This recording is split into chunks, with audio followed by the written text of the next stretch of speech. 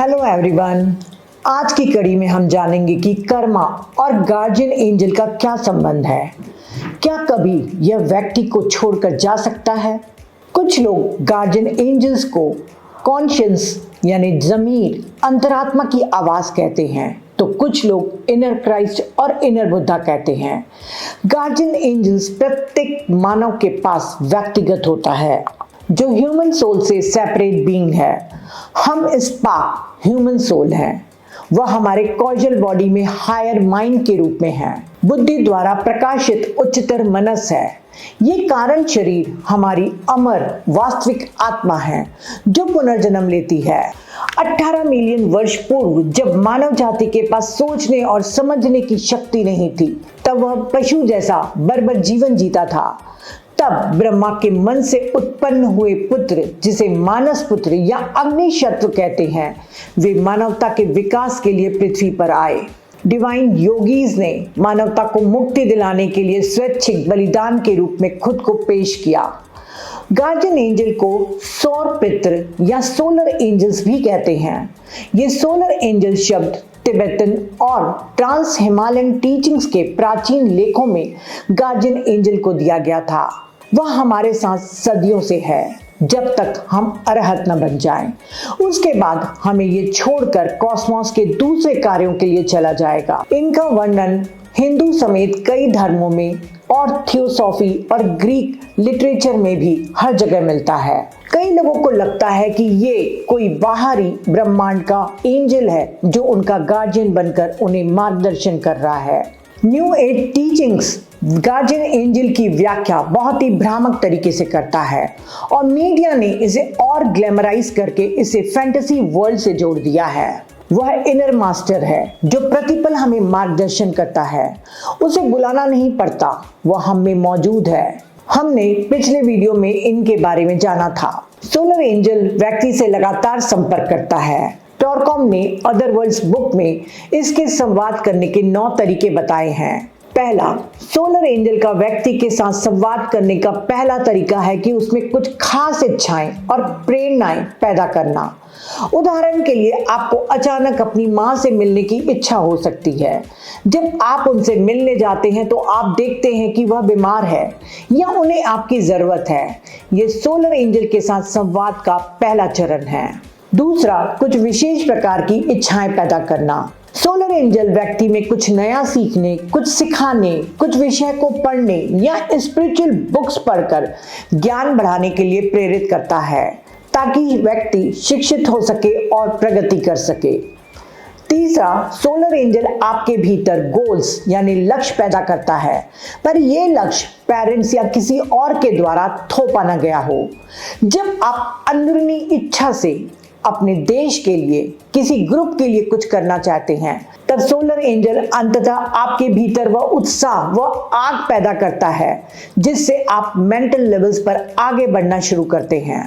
चौथा, solar angel dreams के जरिए आपसे संपर्क करता है। ये कुछ शिक्षाप्रद या इंस्ट्रक्टिव ड्रीम्स दिखाता है, जहां आप कुछ सीखते हैं। ये आपके जीवन में आने वाले कुछ डेंजर से पार पाने में आपकी मदद कर सकता है। यह आपको किसी समस्या से उबरने के लिए साहस और शक्ति दे सकता है। आपको ऐसे हजारों सपने आ सकते हैं, लेकिन ऑरा डिस्टॉर्शन के कारण आप ठीक से नहीं देख सकते या याद नहीं रख पाते कि आपको क्या दिखाया गया है।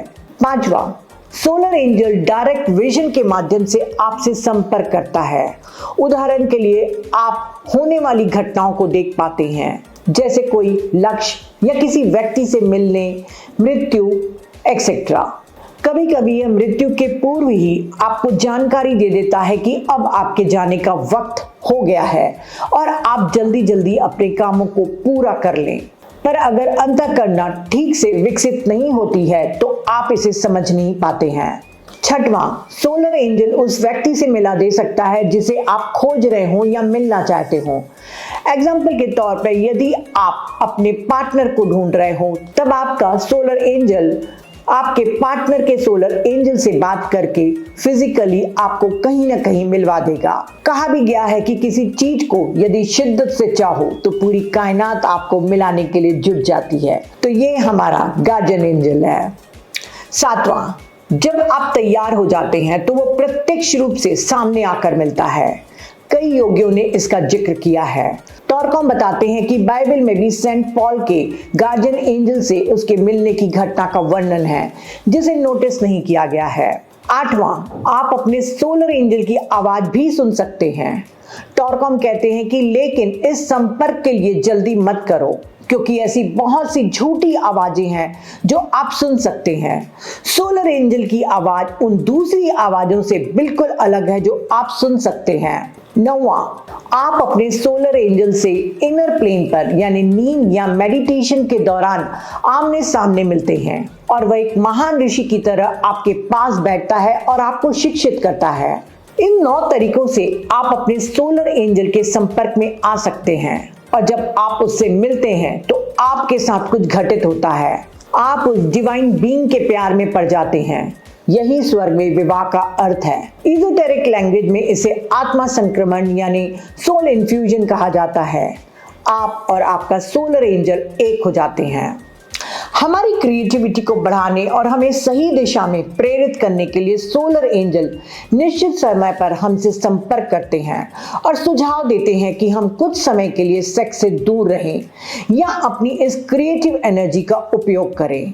नैतिक शुद्धता हमारी क्रिएटिविटी की शक्ति और गहराई को अत्यधिक बढ़ाती है, क्योंकि यह ऊर्जा सब्लिमेटेड होकर थ्रोट चक्र तक पहुंचती है और फिर यह ऑरा में रेडिएट होती है और हायर इंस्पिरेशन की सेंसिटिविटी को बढ़ाती है। सोलर एंजल को बाहरी नहीं बल्कि भीतर के मास्टर के रूप में देखना चाहिए। बहुत से लोग कहते हैं कि वे अपने मास्टर से मिल चुके हैं, लेकिन जिनसे वे मिलते हैं वे भ्रम हैं। सबसे पहले उन्हें सचेत रूप से अपने सोलर एंजल से मिलना चाहिए, फिर वे अपने मास्टर से मिल सकते हैं। यदि वे अपने सोलर एंजल से मिलने से पहले अपने मास्टर से मिलते हैं तो ये एक भ्रम यानी हैलुसिनेशंस है। कर्म और हमारे सोलर एंजल का संबंध। सोलर एंजल ब्रह्मांड के कंप्यूटर का उपयोग करके कार्मिक लॉर्ड्स को रिपोर्ट करता है। कहा गया है कि ये प्रत्येक दिन कार्मिक लॉर्ड्स को हमारे अच्छे और बुरे कामों की रिपोर्ट देता है। लव और कंपैशन के नियम को तोड़ने पर यह तत्काल रिपोर्ट करता है। आपके कार्य हायर वर्ल्ड्स में कलर्स, साउंड और ज्योमेट्रिकल फॉर्म्स में बदलते रहते हैं। यही कारण है कि हम हमेशा ब्रह्मांड की सर्वव्यापी आंख की दृष्टि में देखे जाते हैं। किसी व्यक्ति के कर्म और सोलर एंजल के प्लान में टकराव नहीं होता, क्योंकि व्यक्ति के कर्म रिकॉर्ड और उसकी क्षमताओं के आधार पर सोलर एंजल प्लान बनाता है। लेकिन कभी कभी ऐसा होता है कि कुछ कारणों से कोई व्यक्ति अनएक्सपेक्टेड चीजें कर सकता है और वह प्लान को पूरा करने में विफल हो सकता है। एग्जाम्पल के तौर पर, यदि सोलर एंजल किसी व्यक्ति को आध्यात्मिक टीचर बनाने का प्लान करता है और वह व्यक्ति आगे बढ़ता भी जा रहा है, पर धन, अहंकार, नाम प्रसिद्धि या सेक्स में इन्वॉल्व होकर अपने सोलर एंजल के प्लानिंग को चौपट भी कर सकता है। जब सोलर एंजल हायरार्की के लिए किसी शिष्य को तैयार करता है तो वह बलिदान करने और मरने के लिए भी तैयार कर सकता है, लेकिन ऐसा शिष्य हमेशा कॉन्शियस रहता है। मरने के बाद वह लोअर वर्ल्ड्स में नहीं जाता, बल्कि अधिक ज्ञान के साथ हायर वर्ल्ड्स में जाता है। कभी कभी एक शिष्य दूसरों की मदद करने के लिए अपना सारा समय और ऊर्जा बलिदान कर देता है। वह अपने अध्ययन और साधना में उतना समय नहीं दे पाता, लेकिन ऐसा करने से वह अपनी आध्यात्मिक प्रगति को धीमा नहीं करता है। जब वह मर जाता है तो स्पेशल टीचर्स उसकी देखभाल करते हैं, उसे सिखाते हैं, उसे कुछ ही वर्षों में वह सब कुछ आत्मसात करने में मदद करते हैं जो उसने जीवन काल में सीखा और आत्मसात किया होगा। हायर वर्ल्ड्स में पूर्ण राइटियसनेस मौजूद है, यानी पूर्ण न्याय मौजूद है। यदि आपने किसी प्यासे को एक गिलास पानी भी पिलाया हो, तब भी आपको भुगतान किया जाता है। कुछ लोगों के पास सोलर एंजल नहीं होते, वे बौद्धिक रूप से एडवांस लोग होते हैं, लेकिन वे स्वार्थी और अलगाववादी होते हैं और वे केवल अपने हितों के बारे में सोचते हैं। किसी व्यक्ति के व्यवहार को देखकर पता लगाया जा सकता है कि उसके पास सोलर एंजल है या नहीं। उदाहरण के लिए, यदि वो कोई अपराध करता है और उसे अपनी अंतरात्मा में थोड़ी सी भी प्रतिक्रिया महसूस नहीं होती, वह अपने एक्शन के बारे में खुद से सवाल नहीं करता, यदि वह सोचता है कि वह कोई भी अपराध करके कानून से बच सकता है, तो इसका मतलब है कि उसके अंदर कोई ऐसा नहीं है जो उससे सवाल करे। कहा भी जाता है कि उसका जमीन मर गया या उसकी आत्मा मर गई है, क्योंकि जब आप अपराध करते हैं या लोगों की आत्माओं को चोट पहुंचाते हैं या उनकी प्रगति में बाधा डालते हैं, तो सोलर एंजल आपको असहज महसूस कराता है। जैसे जैसे आप अपनी नैतिकता और आध्यात्मिकता में नीचे की ओर जाते हैं, सोलर एंजल आपको बार बार चेतावनी देता है, और यदि फिर भी न सुधरा जाए तो यह गायब हो जाता है। फिजिकल, मेंटल और इमोशनल तीनों लेवल पर अपने कर्मों के माध्यम से हम सोलर एंजल से अपना संबंध तोड़ सकते हैं। एक बार जब हम ट्रांसफॉर्मेशन शुरू करते हैं, तब सोलर एंजल के साथ फिर से संवाद शुरू हो सकता है। वे लोग जो पूरी तरह से नरसंहार, आतंकवाद और विनाश के लिए समर्पित हैं, वे लोग हैं जिनके सोलर एंजल उन्हें छोड़ चुके हैं। ऐसे लोग बहुत ही खतरनाक हो सकते हैं। वे मुख्य रूप से विनाशकारी लोग हैं। अगर उन्हें मौका दिया जाए तो वे दुनिया को जला देंगे और इसके विनाश का आनंद लेंगे। सौभाग्य से ऐसे लोग रेयर हैं।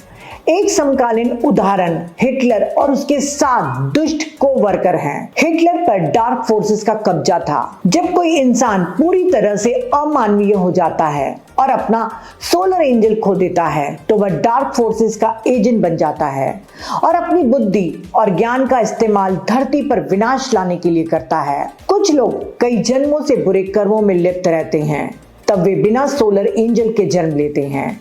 ऐसे वे लोग हैं जो टीचर्स, मिनिस्टर्स और लीडर्स से कट्टरता से जुड़ते हैं। ये लोग आमतौर पर कट्टर भक्त होते हैं, जो आंख मूंदकर आज्ञा मानता है। उन्हें सही और गलत में कोई फर्क नजर नहीं आता। वे केवल अपने मास्टर का अंधानुकरण करते हैं। दुर्भाग्य से ऐसे लोग सभी राष्ट्रों में, सभी चर्चों में, सभी ऑर्गेनाइजेशन में हैं, जिनका एक ही लक्ष्य होता है भौतिकवाद, अलगाववाद और सर्वसत्तावाद। ऐसे लोगों की साइकोलॉजी अलग होती है और वे सोलर एंजल के हस्तक्षेप का अनुभव नहीं करते हैं। हालांकि उसका हस्तक्षेप बहुत सूक्ष्म होता है, यह प्रत्यक्ष या थोपा हुआ नहीं है। क्योंकि यदि व्यक्ति के पास सोलर एंजल है, तो अगर उसके गाइडेंस को वो पूरा नहीं कर पाता है तो वो दोषी महसूस करता है, पर जब उसके निर्देशों के साथ वो सहयोग करता है तो उसे खुशी महसूस होती है। कट्टर भक्त अपने मालिक को अपना सोलर एंजल मानते हैं,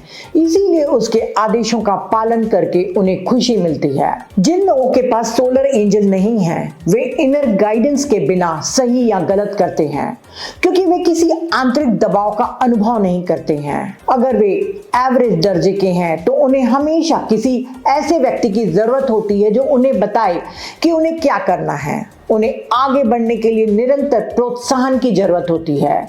अगर वे एडवांस हैं, तो वे प्रशंसा या फटकार के प्रति पूरी तरह उदासीन होते हैं। यही कारण है कि वे जॉय ऑफ गिविंग के बिना 10 करोड़ रुपए दान कर सकते हैं या कोई गंभीर अपराध कर सकते हैं और ऐसा महसूस कर सकते हैं जैसे कुछ हुआ ही नहीं। आप इन लोगों को डांट नहीं सकते, चाहे आप उन्हें कितना भी अपमानित करने की कोशिश करें। वे अपनी त्वचा पर जरा भी असर महसूस नहीं करते। इन सब का मतलब यह नहीं कि वे बुरे लोग हैं, बस इतना कि वे उन लोगों से अलग हैं जिनके पास सोलर एंजल्स हैं। जिन लोगों के पास सोलर एंजल्स नहीं होते, उनकी विशेषता घमंड होती है। सोलर एंजल्स के बिना अक्सर लोग छोटे बच्चों की तरह व्यवहार करते हैं। उनमें निर्भरता यानी डिपेंडेंसी बहुत अधिक होती है। यही कारण है कि वे अक्सर लोगों पर शासन करते हैं, मैनिपुलेट करते हैं, उनका शोषण करते हैं। एक अर्थ में वे इमैच्योर होते हैं। उनके पास एक कनिंग माइंड होता है और वे लोगों को धोखा देने और उन्हें मैनिपुलेट करने के तरीके खोजते हैं। ये याद रखना महत्वपूर्ण है कि जो लोग प्रयास करते हैं वे परफेक्शन तक पहुंच सकते हैं। यदि किसी के पास सोलर एंजल नहीं है, अगर वह भी अपने हृदय को शुद्ध कर प्रेम करुणा से भरकर भाईचारे के लिए काम करे, तो वह अरहत तक पहुंच सकता है। पूर्णता की ओर जाने वाला मार्ग सभी लोगों के लिए खुला है। कुछ लोग सोचते हैं कि उनके पास सोलर एंजल नहीं है क्योंकि उनका उसके साथ कॉन्शियस कम्युनिकेशन नहीं हुआ है। लेकिन अगर वे अधिक अवेयर हो जाते हैं तो वे देखेंगे कि उन्हें कई सुंदर आइडियाज, विजन्स, क्रिएटिविटी के लिए वे प्रेरित हुए हैं। उन्हें कई बार खतरों से बचाया गया है। उन्होंने अपने अनुभवों के माध्यम से ग्रेट लेसन सीखे हैं और उनके जीवन में कई एनलाइटनिंग क्षण आए हैं जिसके द्वारा उनका जीवन बिल्कुल बदल गया है। ये सभी सोलर एंजल के आशीर्वाद हैं। जहां भी Joy, freedom, righteousness, goodness, beauty है, वहां सोलर एंजल मौजूद है। और जब ये मौजूद होता है तो आप कभी भी उदास, जिंदगी से ऊब या लक्ष्यहीन महसूस नहीं करते हैं। इसके विपरीत इसकी उपस्थिति आपके भीतर जॉय और क्रिएटिविटी में बदल जाती है। सोलर एंजल क्रिएटिविटी, इंस्पिरेशन का स्रोत है। एक पुरानी कहानी में एक बुद्धिमान व्यक्ति ने लोगों को एक अच्छा दोस्त बनाने की सलाह दी थी और कहानी के अंत में वह कहता है, सबसे अच्छा दोस्त वह है जिसे आप महसूस करते हैं लेकिन छू नहीं सकते। The best friend is one whom you feel but cannot touch। और वो हमारा बेस्ट फ्रेंड, हमारा सोलर एंजल, हमारा गार्जियन एंजल है। तो फ्रेंड्स, रोज मेडिटेशन और गुड कर्मास के द्वारा अपने अंतःकरण को आप मजबूत कर सकते हैं ताकि सोलर एंजल की गाइडेंस हमें और ज्यादा मिल सके। तो फ्रेंड्स, आज के लिए इतना ही और अगली कड़ी में हम शंबाला के बारे में जानेंगे। Thank you.